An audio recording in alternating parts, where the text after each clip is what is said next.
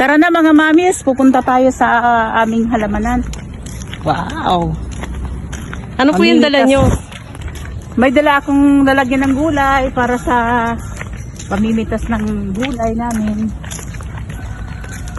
Ay, may mga tanim pala doon, no? I'm 62 years old. Pero younger look. Diba po? Kaya nga. Di ba mga beshi? Mga beshi, halina kayo. A day in my life as mommies. Tara, samahan niyo ako sa aking pagbablog. Huwag niyong kalilimutan mag-follow, like, comment, and share sa aking videos. Thank you. So, mga mamis, ito na, mamimitas ako ng malunggay.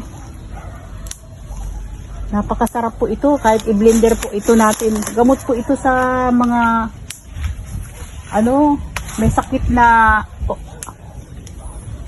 ano ba yan? Yung sakit na mahirap gumaling. Cancer. Biblender lang po ito, hugasan ng mabuti. 3 times a day po na tayo ay iinom nito, gaganda po ang ating kalusugan. Kaya masarap po, may sariling taniman at hindi na po kailangan bumili pa. O, di ba po, napakasarap mamitas.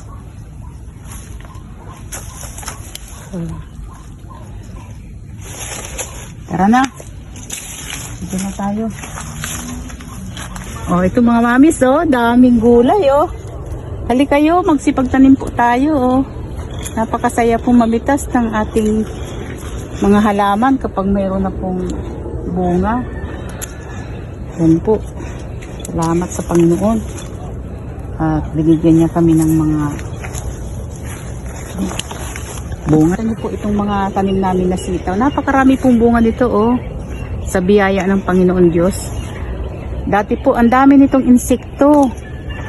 Pero sabi ko, Lord, pabungahin mo ito ng sagana at makatulong din kami sa iba na nangangailangan. Kaya ang mga kapitbahay po namin dito, nanghihingi po sila ng mga gulay. Hindi po namin ito pinagdadamot. Akala ko nga po dati mamamatay nito, pero wala po kami fertilizer na in-spray dito. Subalit, talagang ang Panginoon ay siyang nagpapabunga ng mga halaman natin.